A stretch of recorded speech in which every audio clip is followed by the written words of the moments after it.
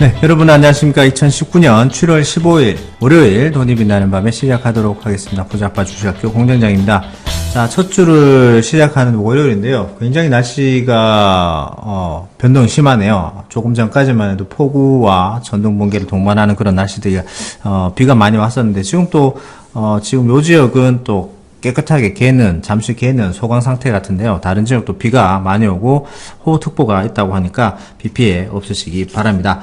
자, 시장도 굉장히 좀 우울하다가 좋다가 아마 왔다 갔다 변동성이 좀 심한 그런 상황인 것 같습니다. 오늘 양 지수 모두 지난주는 이제 플러스로 마감이 되었습니다. 오늘은 또 마이너스로 마감이 되는 상황입니다. 시장 상황이 또 어떤지, 또 어떤 이슈가 있는지 오늘도 최 이사님 모시고 좋은 말씀 한번 들어보도록 하겠습니다. 안녕하십니까? 네, 반갑습니다. 네, 반갑습니다. 네네. 뭐 날씨만큼이나 장마철 날씨만큼이나 주가의 변동성도 굉장히 좀 왔다 갔다 하는 변동성이 큰 모습들을 보여주고 있는데요. 오늘 뭐 시총 상위주 삼성전자 하이닉스 외에는 또 다시 하락을 하면서 주가가 좀 보합권에 있는 그런 상황인데 시장을 어떻게 보시는지요? 지금 현재 시장은 일단 뭐 좀 더 눈치를 봐야 될 것 같아요. 네네. 지금 주가가 단기적으로 올라온 부분은 만기일 이후에 네. 나타나는 순매수, 그다음에 주가가 많이 하락한 것에 대한 어떤 방어 물량 이런 것들이 들어왔기 때문이고요. 네. 단기적으로 올랐으면 또 매도가 나오죠. 그래서 단기에 또 슬쩍 들어가는 형태의 모습으로 진행이 돼야 될 겁니다. 네네. 그러니까 지금은 이제 어느 정도 바닥은 형성이 되어 있지만 주가가 올라가기 위한 어떤 모멘텀들이 아직까지 나오고 있지 않다 이렇게 보셔야 되는 거고요. 네네. 이렇게 끌어올리기 위해서는 또 계속 이런 그 담금질이 돼야 되겠죠. 올라가면 조금 내려주고 네네. 대신에 저점 깨지 않은 형태, 그럼 또 다시 올려놓고 이런 형태로 계속 가야 될 것 같고요. 네네. 이번 주도 이제 후반으로 갈수록 이슈가 좀 될 만한 재료들이 좀 있습니다. 그래서 주 초반에는 별거 없을 것 같고, 네네. 주 후반으로 가게 되면은 이제 그 금통위가 네. 금리를 인하할 것이냐 동결할 것이냐 거기에 대한 얘기가 또 나올 거란 말이에요. 네. 그러면은 금통위의 금리 결정에 따라서 또 그 시장의 분위기가 또 달라질 수도 있겠죠. 네네. 지금 현재로서는 금리 인하 쪽에 약 70% 정도 가능성이 있다라고 하는데, 네. 워낙 또 뭐 어떻게 될지 모르기 때문에. 네. 그럼 뭐 말을 또 바꾸기 또 좋아하시는 분들이라. 그렇죠. 미국보다도 앞서서 금리 인하를 한다는 게 약간 부담이 될 수 있거든요. 그렇습니다. 네네. 그러니까 미국보다 앞서서 금리 인하 했는데 미국이 동결해버리면, 물론 100% 확실한다고 되어 있지만, 금리를 동결해버리면 우리는 또 엿먹는 상황이 되잖아요. 그러니까, 뻥찌게 되죠. 중간에서. 네. 그러니까 뭐 이런 부분들은 일단 이번에 금리 동결을 하고 다음번에 금리 인하를 하자 뭐 이렇게 될 수도 있는 거고요. 미국을 그러니까 보고 확실하게 보고 하자 뭐 이렇게 될 수도 있겠네요. 네. 근데 뭐 지금 미국의 금리가 거의 확실시 되어 있기 때문에 네네. 뭐 일단 선제적으로 우리가 금리를 먼저 내리겠다 뭐 그런 얘기가 나오기도 합니다. 그래서 네네. 뭐 금리를 인하하게 되면 아무래도 시장에는 유동성이 공급이 되기 때문에 조금 더 긍정적인 모습이 나오겠죠. 그러니까 지금 시장은 딱히 뭐를 딱 꼬집어내가지고 호재가 있습니다, 좋습니다라고 얘기하기는 좀 애매한 상황이에요. 그렇지만 네. 그렇다고 해서 주가가 또 밑으로 막 처박힌다거나 나빠진다거나 이렇게 또 보기도 어렵거든요. 그러니까 좀 애매한 그런 상황 속에서 횡보가 지금 지속되고 있다라고 보시면 되겠고, 네. 전체적으로 거래량이 좀 많이 줄어 있죠. 맞습니다. 그러니까, 네, 아빠님 말씀으로는 이제 펀드 매니저들이 휴가를 가버렸다. 네. 그래서 주식시장에 지금 일할 애들이 없다. 매수 뭐 추세가 그런, 조금 줄어든 것 같다라고 말씀을 하셨어요. 우습게소리를 좀 하긴 하셨는데, 네네. 뭐 그 여름철 되면 거의 비슷한 모양새가 좀 있어요. 그래서 또 반대적인 얘기를 좀 본다라면은 그 매수 주체들이 또 많이 없기 때문에 적은 물량 가지고도 주가의 변동성을 크게 만들 수 있는 상황이 나올 수 있겠죠. 그러니까 네. 그런 것들 좀 조심하시면 좋겠고, 네. 긍정적인 상황은 저점을 잡고 있는 상황이지만 신용 물량이 계속 줄어들고 있다는 얘기. 네네. 네, 그런 것 정도가 아닐까 생각이 좀 드네요. 네, 그렇습니다. 자, 신용에 대한 얘기도 좀 해볼 건데요. 주가가 지금 한 2019년도 들어와서 크게 상승하거나, 크게 이제 탄력적이지 않은 모습들을 보이면서 중간에 이제 상승했던 부분을 대부분 반납하고 하다 보니까 근래 신용이 굉장히 많이 줄어드는 모습들을 보이고 있는데, 네. 코스피보다는 코스닥이 줄어드는 속도가 더 가파른 것 같습니다. 저는 이 신용 물량이 지금 줄어드는 게 지금 9조 8천억 정도까지 떨어졌잖아요. 네네네네. 네. 코스피가 약 4조 5천억. 그렇습니다. 그 다음에 그 코스닥이 코스닥이 5조 2천억, 5조 3천억 그 정도 되죠. 네, 7월 11일부터 굉장히 가파르게 줄어들고 있네요. 네. 그 정도의 어떤 신용 부분들이 이제 감소를 하고 있다는 것은 긍정적으로 봐요. 왜냐면 시장이 보통 그 작년 10월에 저점 잡을 때만 하더라도 신용 물량이 굉장히 많았었죠. 네네네. 그리고 반등을 할 때마다 신용이 같이 증가했단 말이에요. 그러니까 바닥 잡고 신용이 같이 증가하면서 같이 주가가 상승했다가 또 신용이 좀 팽배해지게 되면 또 주가가 확 내려가고 네. 이런 모습이 계속 나왔는데 지금 학습 효과로 우리가 좀 보시면 되는데 주가가 지금 저점 국면에서 반등이 나가려고 하는 상황인데도 신용 물량이 계속 줄어들고 있다. 이것은요. 아, 글러먹었다. 네, 빚내서 해봤자 안 되는구나. 네네. 또 올라가면 또 떨어질 거 뭐하러 하냐. 네. 네, 손해보지 말자. 이런 식의 어떤 학습 효과를 지금 줬을 거라 생각해요. 근데 대신에 이제 긍정적인 신용 물량이- 부분이네요. 네. 그렇죠. 신용이 확 말라주면서 이렇게 주가가 바닥 잡고 반등하기 시작하게 되면은 이게 상당히 또 오랫동안 가거든요. 네네. 그러니까 오히려 지금 보면은 바닥에 대한 신호들은 굉장히 많이 나오고 있다. 이렇게 말씀드릴 수 있겠는데 이것을 끌어당길 만한 모멘텀이 굉장히 부족하네요. 뭐 네. 그냥 사실 우리 증시가 못 가는 거 지금 미국 증시는 사상 최고가 막 찍고 그렇습니다. 있지만 네네. 우리 증시 왜 못 가냐? 갈 수도 있는 거 아니냐? 한데 지금 다 외부 변수의 영향을 받고 있단 말이에요. 그죠. 그러니까 미국의 그런 금리 인하라는 요소가 분명 훈풍이 불어왔는데 그 네네. 훈풍을 그냥 단박에 그냥 찬바람으로 날려버린 일본에 그렇죠. 그냥 수출 규제가 또 있다 보니까 좀 더 네. 강도를 좀 더 높이는 상황인 것 같아요. 그러니까 미국 같은 경우는 자기네가 뭐 건드릴 만한 그 부분들이 없잖아요. 누가 우리를 건드릴 수 없으니까. 네네. 자기들이 금리 인하를 통해 가지고 주가를 부양시키는 모양새가 가능했는데 음. 우리나라는 그런 게 아니죠. 우리나라가 금리 인하한다고 해서 주가 올라갈 건 아니고 네네. 외부에서 자꾸 건드린단 말이죠. 그러니까 이런 일본 같은 이런 사태들이 지금 현재 계속적으로 좀 덩어리가 져가고 있는 그런 모습이라서 주가를 끌어내리지 못하더라도 또 끌어올리는 그런 형태의 모멘텀도 또 부담스럽다라고 좀 말씀드릴 수밖에 없겠죠. 네네. 뭐 일본 얘기가 나와서 계속해서 뭐 비슷한 말씀들을 계속 전해드리고는 있습니다만은 네. 오늘도 삼성전자, SK 하이닉스는 그런 조금 더 반등하는 모습들을 보여주고 있는데 단기적으로는 디램 가격이 좀 급격하게 움직이는 모습들을 보여준다고 하고 있네요. 네, 그래서 제가 이 부분에 대해서 약간의 그 아침 드라마 같은 또 썰을 한번 생각을 해봤거든요. 네네. 네. 이게 지금 보면 일본이 단기적으로 영향을 주는 것은 맞아요. 단기 영향을 주는 것은 맞는데 이게 과연 장기화될 수 있겠느냐를 좀 생각해 봤어요. 네네. 그러니까 장기화가 된다고 한다면 네. 상당히 우리 쪽에는 부담이 될 수밖에 없는 내용인데 과연 일본이 장기전을 버틸 수 있겠느냐. 지금 뭐 스텔라라든지 이런 일본 기업들 대체적으로 보면은 어디다 목을 매달고 있냐면 삼성전자에 목을 매달고 있단 말이에요. 그렇습니다. 네. 그 납품을 삼성전자에다가 가장 많이 하고 있는 그런 상황이고 또 일본이 가장 크게 교역을 하고 있는 국가는 미국, 중국 다음이 한국이란 말이죠. 그렇죠. 그럼 이 한국과의 외교 관계가 끊어진다거나 뭔가 나쁜 상황이 벌어진다거나 또 이런 그 수출 규제를 통해 가지고 관련 기업들이 문을 닫는다거나 네네. 또 제때 반도체를 공급받지 못해 가지고 국내 시설 뭐 일본 내 시설들이 뭐 반도체가 없으면 장비고 뭐고 못 만들잖아요. 맞습니다. 그러니까 네. 뭐 그런 상황들이 벌어지게 된다라면 이것도 문제가 될 수 있지 않겠느냐 이런 여론들이 지금 형성되고 있거든요. 네네. 그러면 잠깐 이용해 먹고 그냥 풀어버리는 그런 단계적인 부분을 갈 수 있지 않겠느냐 이 생각이 드는 거죠. 네. 그러니까 지금 생각에서는 일본이 장기적으로 하기는 어렵겠다. 그 썰이 나온 거죠. 그러면 단기적 관점에서는 어떠하냐? 일단은 감산이 들어가죠. 감산 들어가겠죠. 네네. 네, 감산이 들어가게 되면 악성 재고가 굉장히 많았단 말이에요. 네네. 이게 2017년도에 그 반도체 슈퍼 사이클이 뭐니 해가지고 막 네. 웃돈 주고 반도체를 사서 다 창고에 쟁여놨거든요. 네네. 근데 슈퍼 사이클은 오다가 말아버렸죠. 네. 네. 오다가 말아버렸어요. 거기 네. 그 썰에 대한 부분들은 또 이런 게 있어요. 외국 애들이 2016년부터 삼성전자를 계속 막 사들였단 말이에요. 네네. 삼성전자 하이닉을 사주면서 야 이거 반도체 너무 좋아라고 계속 이야기했었거든요. 근데 그리고 나서 이제 외국 투자자들은 보통 보면 한 20% 전후로 수익 나오면 많이 나왔다고 좀 차익을 실현하고 싶어 하거든요. 그렇죠. 익절을 하게 되죠. 네. 근데 이 삼성전자가 계속 올라와서 100%가 나와버렸어요. 네네. 그러니까 이제 차익 실현을 하고 싶은데 명분이 없잖아요. 그러니까 명분이 없으니까 뭐 계속 좋다라고 얘기를 해놨는데 갑자기 나쁘다고 할 수도 없고 팔긴 팔아야 되겠고 막 조급한 상태가 벌어졌는데 마침 트럼프와 김정은이가 서로 뭐 미사일을 갖다 쏘네 뭐 지도에서 없애버리겠네 그런 난 거죠. 네네. 그러니까 제 생각은 그런 거예요. 이것도 뭐 썰이지만요. 저의 생각입니다. 네네. 아니 뭐 충분히 또 뭐 그런 거에 근거해서 얘기가 나올 수도 있으니까. 아침 드라마니까. 네네.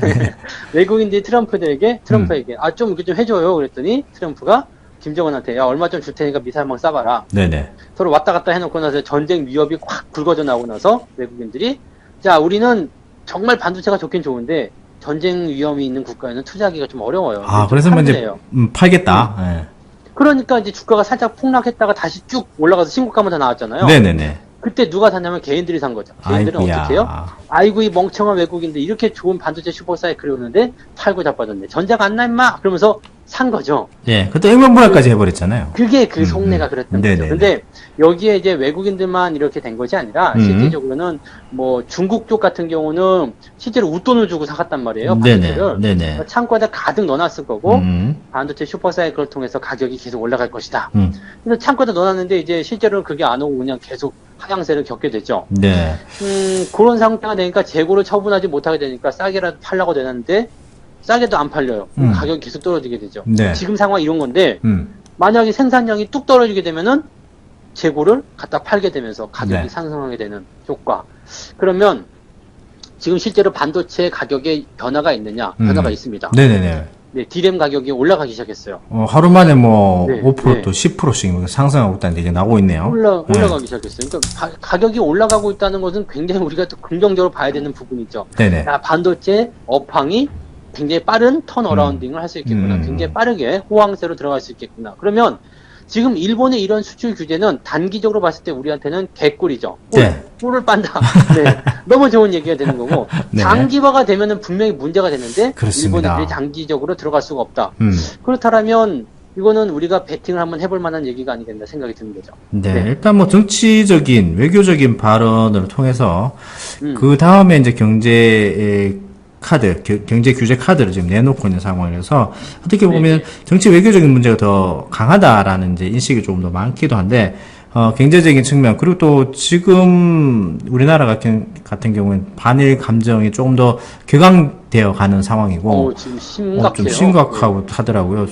실제적으로 그전에 뭐 그래도 가지 뭐 여행이라도 갈 거야라고 생각했던데 그런 것도 조금 한 번 더 생각하게 가긴 가더라도 진짜 가야 되나라는 생각을 한 번 더 하게 됨으로써 일본의 여행이 3분의 1이 죽어버렸죠? 네네, 맞습니다. 3분의 1이 줄어들게 되면서 일본도 엄청난 타격이 있게 돼요, 지금. 조그만한 중소도시 같은 경우 우리가 직접 가서 우리 돈을 쓰고 뭐 실제적으로 뭐 선물을 사고 이랬던 건데 그런 수요가 다 죽어버린다는 거죠.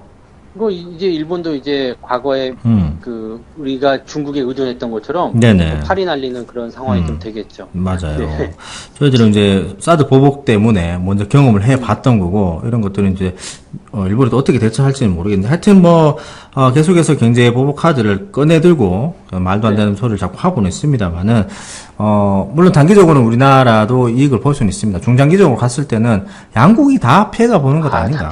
그렇죠. 한 나라가 완성품을 만드는 경우가 없기 때문에 서로 이제 상부상조를 해야 되는데 한쪽에서 너무 이렇게 이게 또 양국 피해로만 가는 게 아니라 지금 세계 1등이라는 반도체를 걸고 넘어가고 또 가장 필요한 부분이잖아요. 맞아요. 그래서 이 부분에서 걸고 들어가면은 글로벌 국가, 글로벌 기업들 자체가 또 피해를 볼 수 있거든요. 그래서 모든 이 원인에 대한 그 화살은 아베가 받게 되어 있습니다.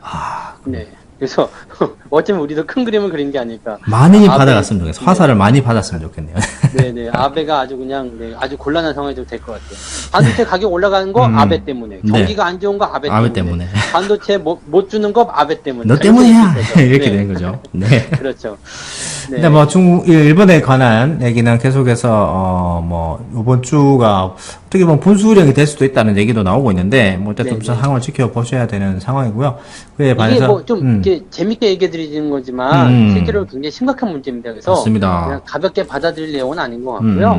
뭐 정치적 동향이나 그다음 앞으로 이제 상황들을 조금 더 지켜봐야 되겠죠. 근데 단지 바람은 단기적으로는 큰 영향이 없으니까 단기적으로 좀 빨리 끝냈으면 좋겠다. 그렇게 좀 정리를 하시면 좋을 것 같아요. 네, 정치 외교적인 부분이라서 언제 또 급작스럽게 언제 우리가 그랬어요? 손잡고 또 웃으면서 악수할 수도 그렇죠. 있는 부분이기 때문에 그냥 또 그런 거 잘하잖아요. 맞아요. 네. 네. 상황을 또 예의주시하게 살펴보시는 것도 괜찮아 보입니다.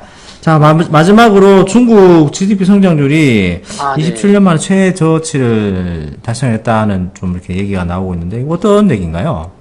이 GDP 성장률이 6.3입니다. 네네. 6.3%를 기록했는데, 이게 1992년에 네네. 중국 당국에서 이제 통계를 시작한 이후로 가장 낮은 수치다. 네네. 이런 얘기가 나왔습니다. 그래서 2분기 GDP는 6.2%. 네네. 그다음에 상반기 전체는 6.3% 이렇게 나왔습니다. 지금 이렇게 되면 6%를 지키지 못할 수 있다라는 얘기가 되는 거거든요. 네네네네. 그러니까 계속 이제 불과 몇 년 전만 하더라도 7%. 그래갖고 얘네들이 바오치라고 해서 7%를 지키겠다. 네네네. 그런 부분이 있었는데 어느 틈엔가 6%로 내려와가지고 또 이제 6%도 이제 저점으로 깨고 내려가는 모습이 좀 나타나는 거죠. 그것도 위험하다는 얘기잖아요. 네네. 네네. 근데 이런 GDP 성장률의 그 저하는 그 국가의 경제 규모가 성장할수록 당연히 나올 수밖에 없어요. 맞습니다. 규모가 커지면 커질수록 계속 그러니까 고성장을 할 수는 없으니까. 네, 미국 같은 경우는 지금 2% 3% 나왔는데 그럼 중국보다 한참 떨어지니까 이거 안 되는 거냐? 그거 아닌 거죠. 그러니까 경제 규모에 따라서 떨어지게끔 되어 있는 부분인데 이 떨어진 속도도 굉장히 빠르고 또 이번에 GDP 성장률이 떨어지는 이유가 뭐냐면은 이제 미중 무역 분쟁에서 불거져 나온 얘기다.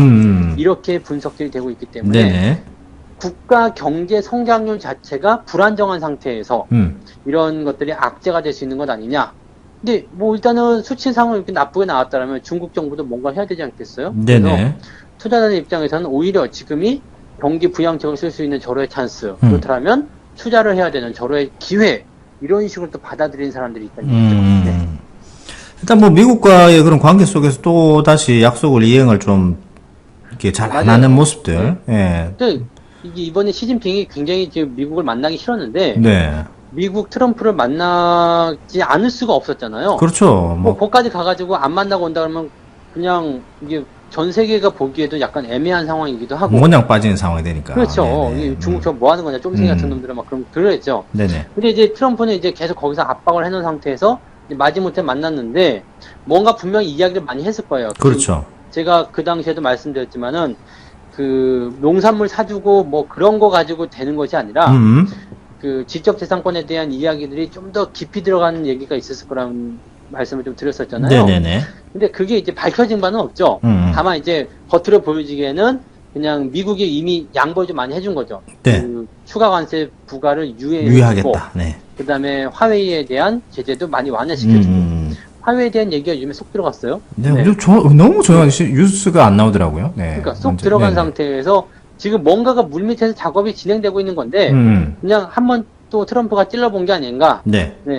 농산물에 대한 부분들을 왜 안 사느냐, 왜 안 지키느냐, 이렇게 한번 찔러본 것 같고요. 그러니까 이 이야기는 너희들이 그때 이야기했던 거 빨리 좀 해라. 무역 분쟁 좀 끝내자.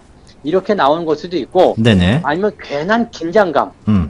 그런 것들을 계속 유지해 가려는 그런 모습일 수도 있겠죠. 텐션 유지인가요?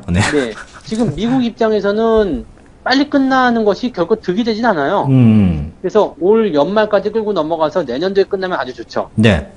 그러니까 미국 입장에서는 그냥 슬쩍슬쩍 강도가 세진 않잖아요. 그러니까 살짝 이제 긴장감만 유지하면서 조금 더 만 툭툭 던지는 거고.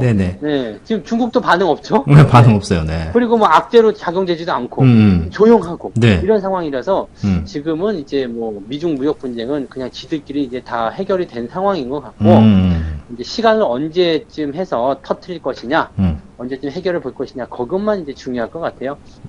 이게 또 뭐 트위터를 또 열심히 또 지켜보고 있어야 되나요? 그렇죠. 그래서 트위터 매출이 그렇게 많이 올랐다는 거요.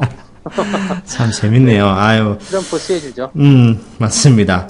아마도 중국 얘기까지 한번 살펴봤고요. 중국은 어차피 뭐 가야 될 방향으로 가고 있는 건데, 좀 더 그 속도가 좀 빨라질 수도 있다라는, 그런 얘기이고요. 계속해서 지금 해외에서 훈풍은 불어오려고 하는데, 지금 냉기로 좀 막고 있는 게 일본인데, 일본에 대한 것들을 좀 더 살펴봐야 되겠고, 이게 뭐 정치적 외교적인 문제가 더, 크다, 이렇게 여겨지고 된다면은, 조금 우려되는 건 우리도 이제 지지 않겠다라고 좀 강대강으로 조금 나가는 모습들이 있어요.